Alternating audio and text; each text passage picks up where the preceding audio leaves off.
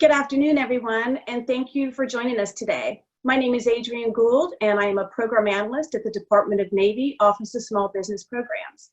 I welcome you to our webinar series, which we've been hosting throughout the summer on various topics that we thought would be informational for everybody. I would like you to direct you to our website, www.secnav.navy.mil/smallbusiness, where you'll find a wealth of information to include our small business operations plan. You can locate your small business professional in your area, learn how to do business with the Navy, including our long-range acquisition forecast plan. I also encourage you to connect with us through social media at facebook.com/Navy OSBP, twitter.com at Dawn_OSBP, and for both Facebook and YouTube, just search Dawn OSBP. I'd also like to let you know that the Department of Navy's premier small business procurement event is scheduled for 31 August through 2 September. This is our first virtual event, and we have a great speakers lined up and great breakout sessions. So if you'd like to register, go to www.navygoldcoast.org. Lastly, for your calendars, the next webinar is with Ms. Ellen Simonoff. She's the Acting Small Business Director at the Office of Naval Research, my apologies. And she'll have a panel of the small business advocates with her that day. Now, I would like to introduce our panel, International S&T. I'm going to introduce Captain James Borgart. He is the Commanding Officer of the Office of Naval Research Global. He graduated from the U.S. Naval Academy with a bachelor's degree in aerospace engineering. He also has a master's degree in systems engineering from the Johns Hopkins University and is an alumnus of the Harvard Business School. Also on his panel is Mr. Tom Gallagher. He is the ONR Global Science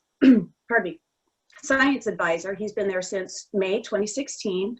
Tom received his bachelor's degree from the University of Rhode Island in 1989 and in electrical engineering, and also has a master's degree from the University of Rhode Island and Naval Postgraduate School. And the last panel is Dr. Elena McCarthy. She is a science director at the London office at ONR Global. She focuses on identifying and investing in disruptive ocean science and technologies. She holds a bachelor's degree in mechanical engineering from the University of Massachusetts and has her master's and her PhD from the University of Rhode Island. Captain Burkhart, over to you. Hi, good morning on the East Coast, and good evening and even good afternoon, depending on where you are. I'm absolutely happy to be here. Looks like my audio is still muted.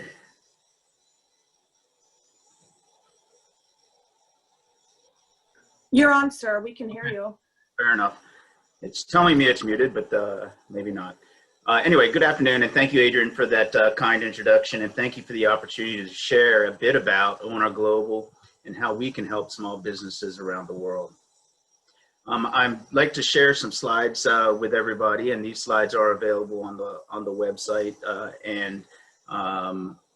As we go through the slides, what I'd like to encourage folks is if they have questions that they'd like to ask any of the panelists, to please write those in. And we will take care of those questions as soon as we get a chance. So what I'd like to do is first of all introduce the crowd to ONR Global, what we are, what we do, and how we can help. Next slide, please. So why ONR Global? ONR Global is a Echelon 2 command under the Office of Naval Research, and we are charged with an outward-looking face for the Office of Naval Research. In the past 3 years, we've partnered with more than 18 of the top 23 international universities, excluding China and Hong Kong. We awarded 70% of all the Naval Research Enterprise international grants in FY19. We manage 18 formal international bilateral agreements between nations and militaries. We have a Global Tech Solutions group that's transitioned 9 prototypes to the Fleet and Force in 2019.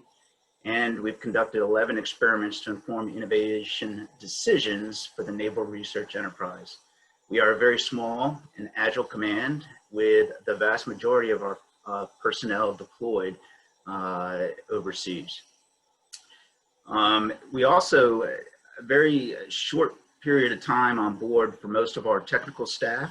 You can see that 2.2 years, and that is intentional. Most of our technical positions are would be best described as developmental positions. We bring folks in, give them the opportunity to travel the world and connect researchers and the fleet and force, and then they move on to another position.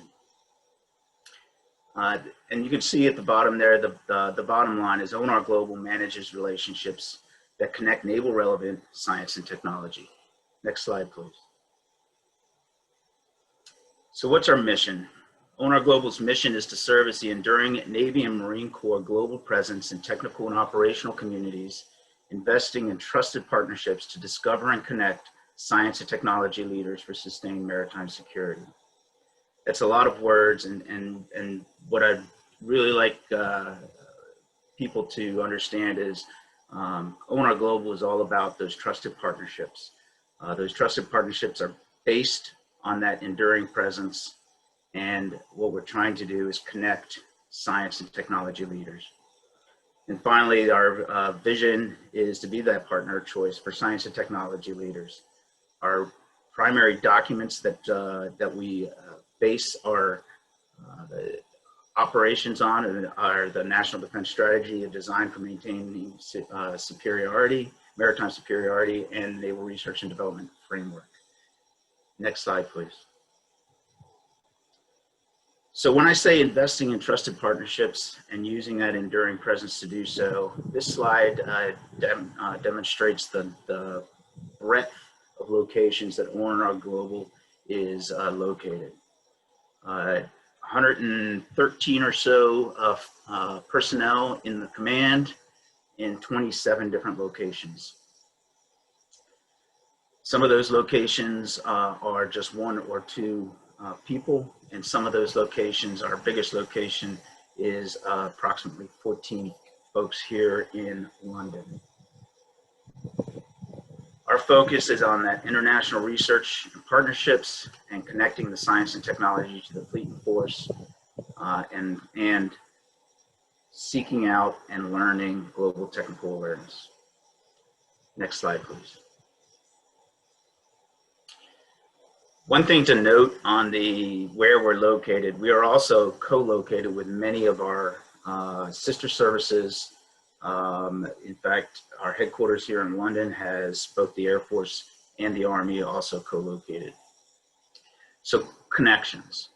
What are we trying to connect? ONR Global has got 6 technical departments, and what we're looking to connect is international research and technology, capability development, international military partners, and the U.S. Navy and Marine Corps. You can see around the outside of this slide, the fleet and force, the capability development, international and naval partnerships, and the international research community. And we have 6 technical departments there: science advisors, tech solutions, experimentation and analysis, foreign comparative tests, international engagement, and our science directors working day in and day out to connect the naval research enterprise, the Navy and the Marine Corps to those 4 outside groups. Captain Borchardt? Yes. This is Adrian. We've had a question come in. Okay. I work for an innovative-based small business that takes a tech-enabled approach to manufacturing and is capable of assisting with diminishing manufacturing sources issues. Who is the best person from ONR reach out to explain this S&T idea? So I think you said who in ONR. So my suggestion is at the end of this presentation, I'll provide some information on contacts, and I would reach out to that information, and it really depends on what it is. What I'd like to do is take that idea and better understand it, and then make sure we connect you to the correct and best person. Okay, great. Thank you. All right, next slide, please. So why international science? Why is the Office of Naval Research interested in international science at all? 80% of the world's researchers are currently outside of the United States of America, and the U.S. accounts today for 25.5% of research and development funding.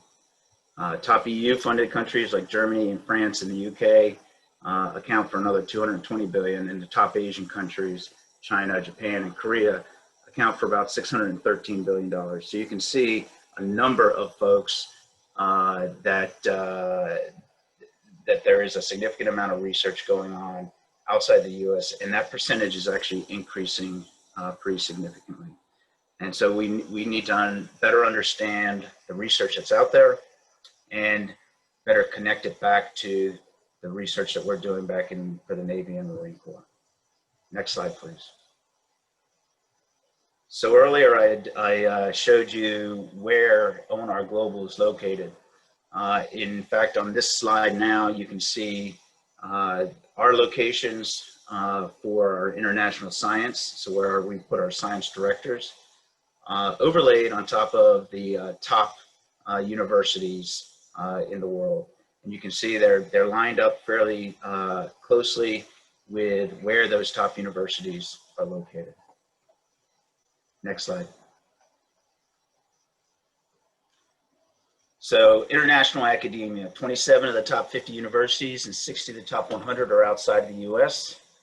And what we're trying to do is build and maintain the relationships with these international researchers and create the opportunity for collaboration on naval relevant technology. That collaboration can take the form of connecting them with researchers at the Naval Research Lab, with domestic universities, and with even small businesses here in the US. And you can see the list of the different universities we've engaged with that are outside the US. Next slide, please. This chart is graphically depicting where we had our global presence and where we engaged around the world last year. 130 liaison visits in 47 different countries. So that's where we visited and spent time in somebody's lab or company. We did 161 global tech awareness reports. So that's where we are finding out what is going on around the world and publishing those reports for the Naval Research Enterprise. And then we host visiting scientists from overseas back in the US to help set up collaborations and cooperative research. Captain Borgart, we have another question. Can you explain the security requirements required to participate with your work? So, great question. Thank you for that. ONR Global's primary work is all done at the unclass level. Everything that we specifically fund is, in fact, basic or early applied research. And so that is unclassified, and we actually recommend publications of any research that's completed. So the vast majority is unclassified. Okay, we have one more question for you. Why is China involved in USN science and technology? Approximately how much funding is going to Chinese companies? So thank you for that question and the opportunity to clarify. Zero funding is going to US or to Chinese universities or companies. Our engagement with China is limited to understanding what the research that's being done in China is, and to better understand their technical capability in the country. All right. So that's the global presence, and really kind of covers what we do with international academia. I'd like to shift gears a little bit and switch over to talk a little bit about our science advisors. So our science advisors are connecting the Naval Research Enterprise with our fleet and force. Next slide, please. So our science advisors, we have 25 of them. They are Naval Research and Development Enterprise, technology, subject matter experts that are deployed to the fleet and force. They are deployed to different combatant and fleet commands around the world. And what we ask them to do is first lead fleet experiment opportunities. So tech demos, small experiments, trying to work to inject technical experimentation into large-scale exercises that are being done by the fleet and force. We ask them to provide science and technology advice to the fleet and force commands. So they are special advisors to the commands that they, and the commanding officers that are the commanders of those commands for science and technology. They author, draft, and manage S&T documentations and priorities such as the integrated priorities lists. They manage the Naval Research and Development Enterprise scientists to sea and field opportunities. So that's where we try to provide opportunities for scientists to spend a day in the shoes of a sailor or Marine. We ask them to communicate the fleet and force needs to the Naval Research Enterprise. In other words, real-time direct link, and that's done on a monthly update or a quarterly report. And then obviously if there's something that needs to be a little bit higher priority, we do that on an ad hoc basis. We ask our science advisors to manage tech insertion for naval and joint commands. And finally, we ask them to lead the science and technology reach back cells for contingency operations. So currently we're focused on Indo-PACOM and Fifth Fleet, where we have the ability during contingency operations to reach back for science and technology requirements or capabilities to the Naval Research Enterprise. Next slide, please. I'd like to shift gears again. This is our foreign comparative test group within ONR Global. So foreign comparative test is a OSD-led effort.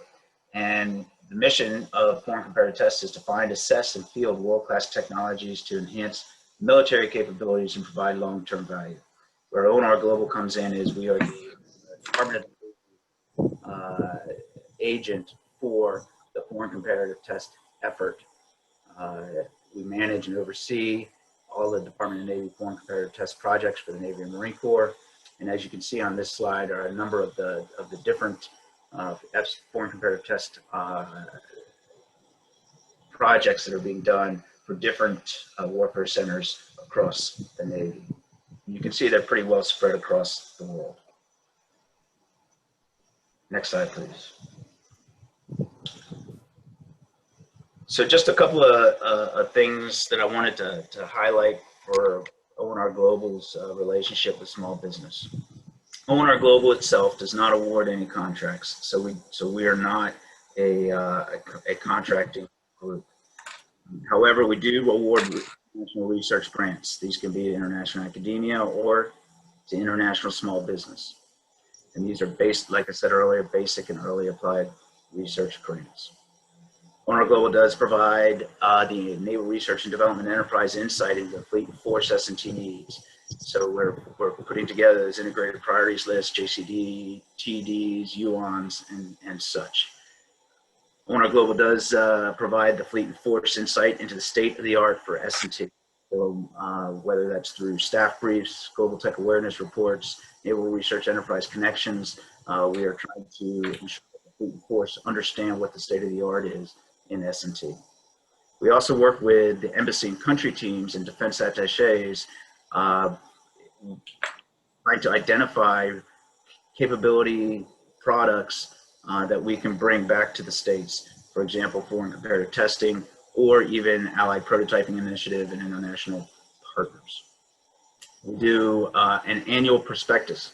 So every year we publish where we went and where we invested research dollars in order to connect to certain research that's relevant to the Navy and the Marine Corps.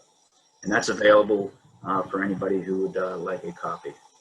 We have not finished 2020, so we don't have that available, but I do have 2019 available. And finally, we invest in partnerships to collect S&T leaders. So small business is an innovation driver. We certainly understand that. And we're here to help connect you to the Fleet and Force, the NR and DE, Naval X, our sister and partner nations, military services, and international academia. The best way to get a hold of us is if you go to the https www.onr.navy.mil, science and technology /ONR Global. That is our website that is available to anybody. And on there are points of contact that are specifically laid out on how to get a hold of us. We are also on LinkedIn. And so I invite you to join us on LinkedIn and follow us. And we do share a lot of opportunities for partnerships and connections on LinkedIn. The last Captain Borchardt, yes, ma'am. we had a couple more questions come in regarding classification. With respect to classification, a subset of unclassified information is CUI, and many DoD contracts have a DFARS clause that applies. Does CUI come into play? So when we're doing grants, our grants do not have CUI in them.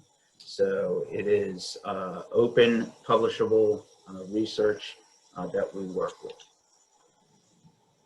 Okay. And the next one is, are there any FOU or foreign person restrictions working on projects, which is a bit different than classification level of the work being performed? So there are some minor restrictions on who can work on different projects for ONR Global. It's all covered within the grants.gov, and that our grants team would be more than happy to talk with anybody about any of those restrictions and how they may impact somebody's ability to work with us. In general, there are very few restrictions to who we can work with. I've already mentioned that we do not invest and have folks working on our projects from China, but that group is pretty small on who we do not work with. Okay, great. Thank you for those answers. You're welcome. The last thing I was going to mention is, before turning it over to Tom, who's going to talk a little bit more about the science advisors. Hopefully Tom got in. I wanted to mention that earlier I said 113 folks, so it's very, very small command. However, you know, we are entirely focused on connections and making sure that we can connect people specifically with the best input to help us find and deliver naval relevant science and technology. With that, if there are no additional questions for me, I'll turn it over to Tom. Again, I really do appreciate the opportunity to talk a little bit about ONR Global. We are certainly excited for the opportunity to share our story and to work with small businesses both in the U.S. and abroad, as well as with researchers around the world. With that, I'll turn it over to Tom. Thanks, Captain. All right, my name is Tom Gallagher. I apologize for not coming in on time. I was having some technical challenges here in Lorton, Virginia. So again, I apologize for that, but certainly want to echo the captain's comments on you know, being able to address this group. I'm not sure if everybody got the chance to read bios, but if you did and you got to read mine, I used to be the Rapid Innovation Fund program manager for a few years, and dealt a lot with small business, so it really opened my eyes to some of the challenges that small businesses have when engaging with government contracts, grants, et cetera, et cetera. So welcome. So currently, I work for Captain Borghardt directly. I'm one of those 6 functional areas that he described, called science advisors. I'll get into what that means a little bit more here. So I plan on doing that within about a 10-minute time frame, and then I'm going to turn it over to Dr. McCarthy, who's going to talk to you about science director and that program. But I think one of the most important things I could do for you is to try to identify some engagement points for you, which I plan to do. So with that, let me start in basically with the Science Advisor Program as a whole. So the Science Advisor Program, I'm very proud of this program. It's been around ONR and ONR Global for decades now. And what it is an opportunity for individuals who qualify to do a 3-year tour at an operational command. And typically the skill sets and the places that we recruit from are from the warfare centers, which I'm sure a lot of you are familiar with working through their small business offices. So you know what those institutions are all about.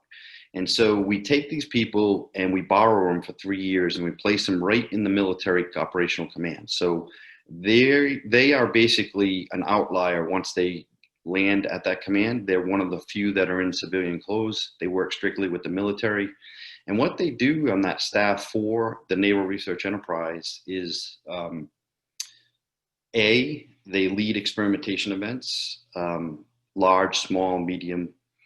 They're involved exclusively in exercise planning, how technology is going to play in those exercises, what are the goals, what are the outcomes that we expect. They are typically they are all special assistants to the flag or general officers on those staff. So they work from the top of the command down to the deck plate. So one day they could be on a carrier or with a squadron or with the Marines in the field. And 2 days later, they could be sitting in a meeting with a 3-star board of director meeting. So very different set of communication skills required to do this job successfully. It's a very dynamic and significantly awesome opportunity for these folks to be selected. It's a highly competitive select. Typically,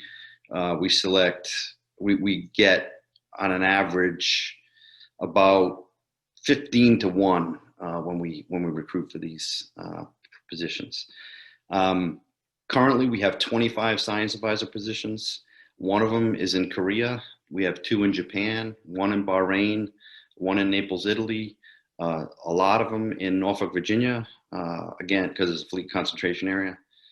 Similarly, we have 5 in San Diego, 1 up in Fallon, and 1 at 4th Fleet down in Florida. I think that should equal about 25. So again, it's really dynamic. That list of 25s, that portfolio does change. We do constantly look at our portfolio and measure it against how impactful it is for the Navy and Marine Corps. So those positions do change. So I have a few minutes left. So let me tell you some engagement points that I think that you guys may or may not have with science advisors directly. Overall, the direct connection with the science advisors in small business is quite low. There are some exceptions, like in Hawaii. Hawaii, we have 3 positions, and I did neglect to mention the Hawaii contingent. But they do have some direct engagement with the small business community on the island. So direct connection is relatively small, but we are working more and more with Naval X, and through that venue, I believe that small business connection will likely increase with our folks.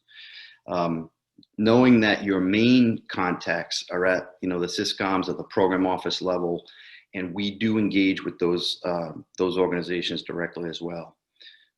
One thing that was hosted, it was a small business engagement opportunity down in Norfolk, Virginia, or Hampton Roads. It was about over a year ago now. It's called Catapult.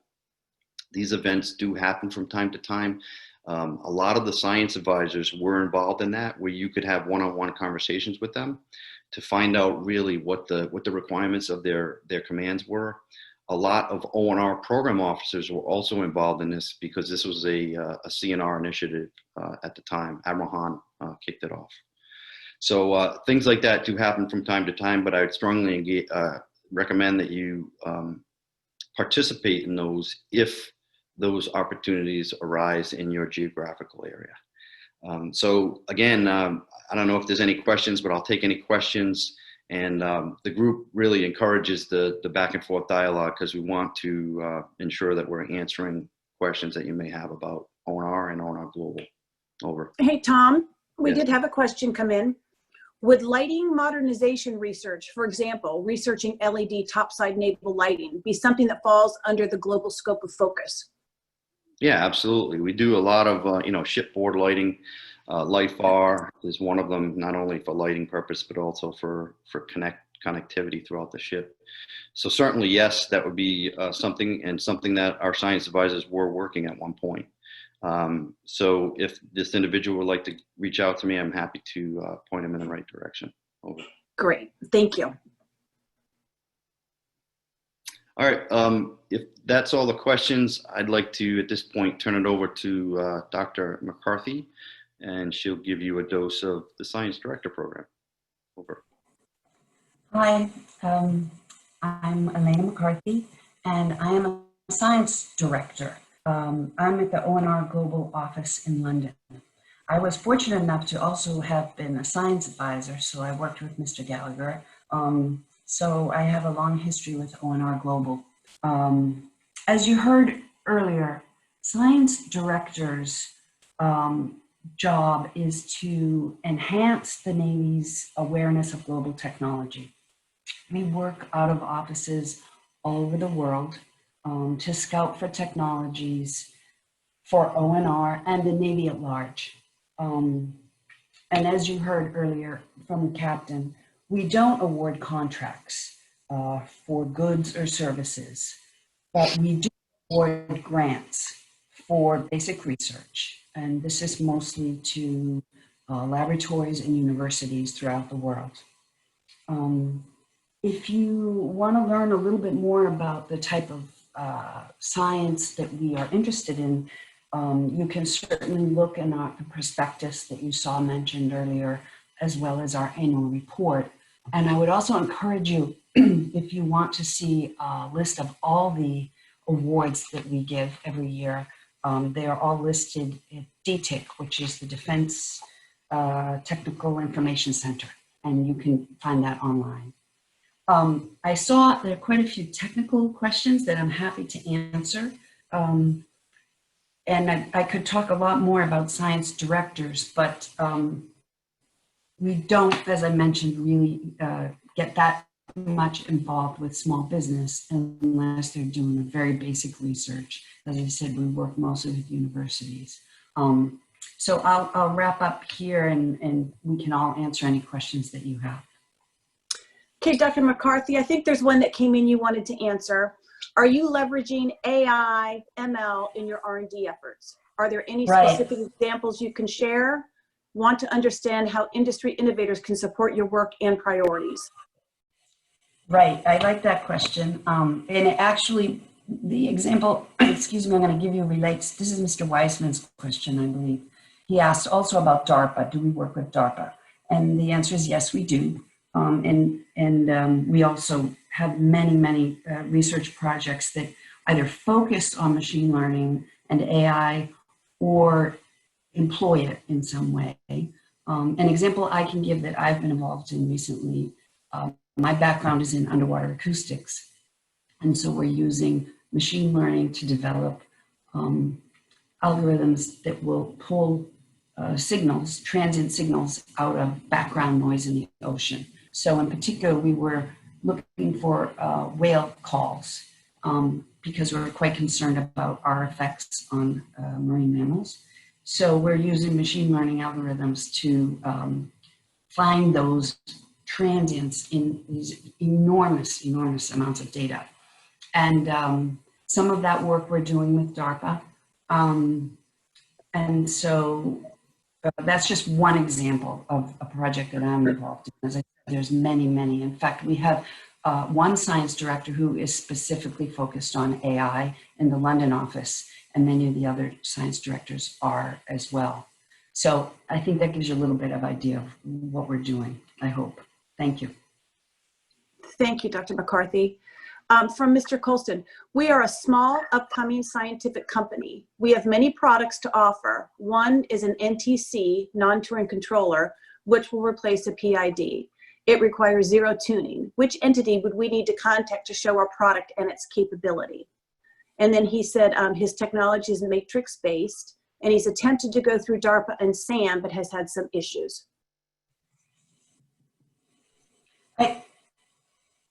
I think you probably struggle a little with DARPA because they generally won't buy technologies, and nor do we do that particularly. But I think maybe Tom Gallagher, maybe you can weigh in a little bit on who they might approach to display a new technology. Yeah, absolutely. What was the tech again? Non-Turing controller. Controller. Well, I would start with the ONR Small Business Office. Lorianne Panarakis is the program manager for that, and we can provide that contact.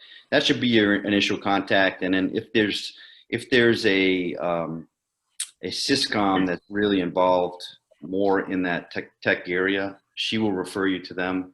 But she'd be a great person to initially bump that off of. Over. Okay, great, thank you. For the panel, does ONR Global fund collaborative research efforts between the U.S. and international researchers? So I'll answer that one really quickly. That's fundamental to our job, and I'm sure that's what Dr. McCarthy was just about to say as well. Yes. That is absolutely fundamental to everything we do. So that said, what we tend to do is fund the international portion of that collaboration, and then we'll look for either ONR or another partner, DARPA, or one of our sister services to fund the domestic part of that collaboration. But we are, in fact, Elena knows for every grant that I approve, I want a minimum of 80% of those to have some sort of connection back to the U.S., either in a collaboration or cooperation research. Thank you for that question. Thank you. Does ONR Global fund the development of technologies between TRL 4 through 7? Will they direct to other DoD entities if they know another organization would be interested in funding it?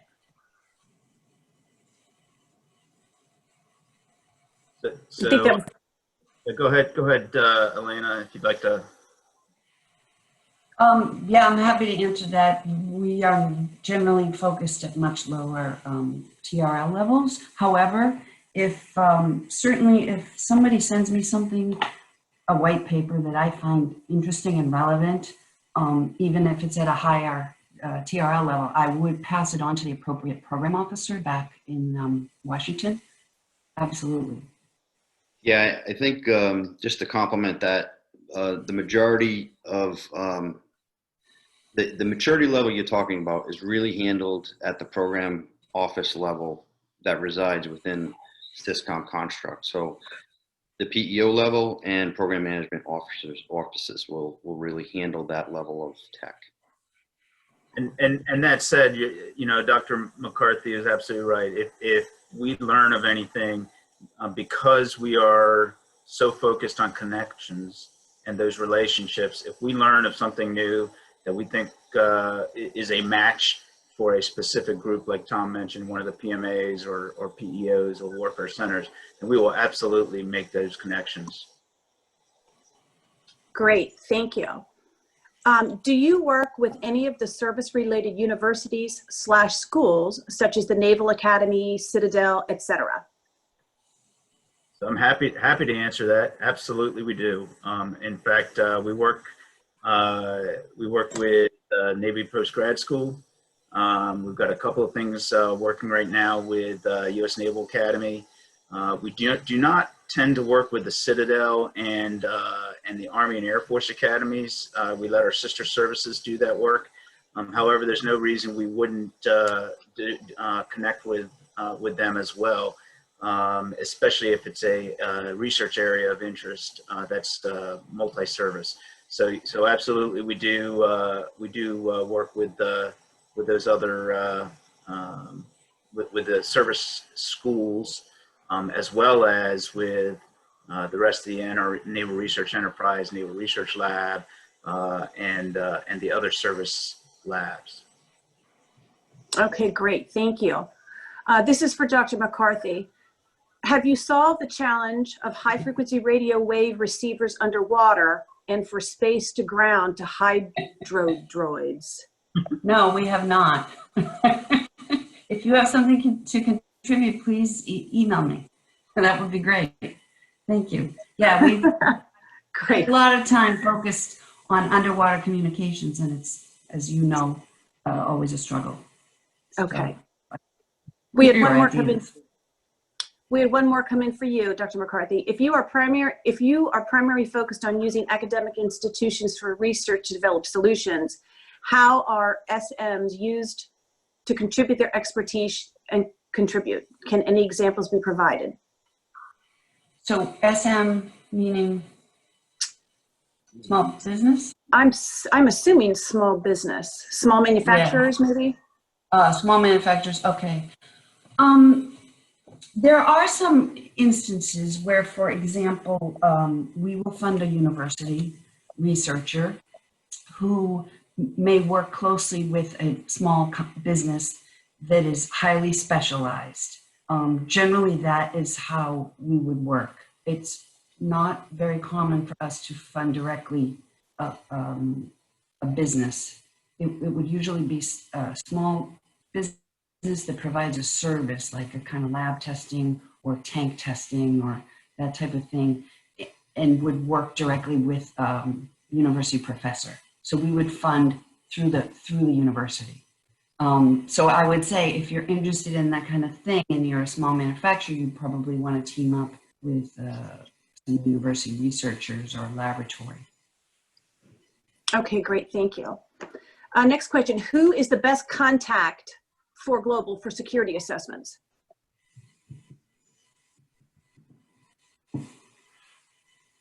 I'm not quite sure what assessments mean. Who is the best contact for security assessments? I'm not sure I quite understand the question. As far as certainly reach out to either myself or the executive officer, Captain Matt Farr. Both of our contact information is on the website. And if you have a specific question, be happy to answer that as far as any security assessments. Okay, great, thank you. Let me see here. Oh, we have another one here. We are a small business augmenting a federal agency's technology under a tech transfer engagement. How do we best approach ONR Global for funding a prototype or ConOps project without going to a cyber venue? So, I may be able to address that. yeah, if you would. The ONR has an office called the T2 office, which is the Tech Transition Office. And I think that's where you're going with this. And we can certainly put you in contact with the T2 coordinator, which would be able to address that question. Perfect, thank you. Does ONR Global focus on discontinuation of existing technologies like lighting and trying to find replacement technologies, or is that more another department? So yes, we actually have a very broad interest areas. For anything that has naval relevance. So replacement lighting, anything from that to AI, machine learning, materials. So very broad spectrum of things that we're interested in learning. Okay, great. Thank you. Compliment that too.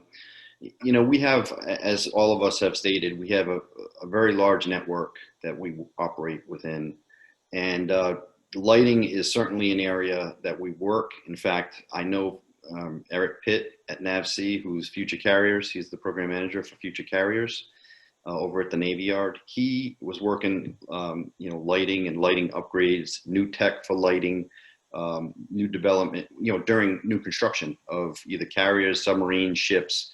So that is certainly an area that not only ONR looks at, but, you know, the Naval Research and Development Enterprise or establishment is working as well. Okay, super. Okay, we have a question from David Waltz. Hi, I'm a small business professional with NAVC. I am contacted by small businesses that have very technical, innovative ideas that are outside our organization's scope. Is the ONR Small Business Office a good place for me to direct them? Absolutely, it's a great place to direct them. You know, the great thing about Office of Naval Research and the Office of Naval Research Global is we have the highly technical experts that can, you know, understand the technical technologies that are being introduced, and we can certainly help direct that to the best location within the Navy and the Marine Corps. And I want to make sure that we don't forget that it is the Navy and the Marine Corps. We work very closely with Naval, with the Warfighting Lab in Quantico, with the different Marine commands. So it's not just the Navy syscoms that we're very tightly connected with. Okay, thank you. Captain Burkhardt, there's a follow-up question from you. How does one go about the grant application process? A planning letter to the relevant science advisor, perhaps? So by far the best connection you can make for a grant application is with one of our science directors, like Dr. McCarthy. So what we would do is if somebody calls in with an idea, we would match them up with a science director that is in that technical area. And there would be a conversation between the two, and we would figure out if it's something that we are interested in funding. If it's something that we are not necessarily interested in funding, but we think we know somebody who may be, we may redirect to that other entity as well. And I think perhaps maybe we should just emphasize here that in terms of science directors, we only fund research outside the US. So we only fund foreign researchers. However, they can be working with a researcher in the US or an institution in the US. And as you may have heard earlier, we also sponsor scientist exchanges. So a scientist from outside of the US could be sent to the US and vice versa. So, but I just want to emphasize that we don't fund research inside the US. ONR itself would fund that kind of research, but not ONR Global. Absolutely right. We'd be more than happy to connect to the right person for any specific technology within the US. Perfect, thank you. One of the questions is for Dr. McCarthy's email address. We'll get that posted when we send the answers out. The rest of the questions I think are probably best held until we do the seminar next week with the Office of Naval Research. They're not particular international. So that's about all the questions that we have right now. The questions that have come in, we have recorded the session. We will get answers to those questions from ONR Global Office. We'll get them posted on our website and emailed out to all the participants. So Adrian, I see a question that I would like to answer if you don't mind. Okay. There was, do we ever help U.S. based connections to foreign funded research? And the answer is a resounding yes. You're more than happy to help with that. In fact, you know, there are a number of different examples I could provide with that. And so absolutely there are, and we are more than happy to connect you if you Want to get a copy of our perspective, or like Elena said, check the GTIC website, and there's we're more than happy to make those connections with the international academia. So yes, absolutely. Okay, great. Well, I think that's all we have this afternoon. I would like to thank Captain Borgart, Tom, and Elena for the overview of Global International. I think it was very invaluable to the participants in our conference today. I'd also like to thank Miss Destiny White. She's the PAO for the Office of Small Business, and Mr. Felipe Rice, who was handling for the ONR team. So I think that's all. Remember, the ONR webinar is the 18th next week, and I'd like to thank everybody for attending. Look forward to hearing from you, seeing you again, and have a great Navy Day.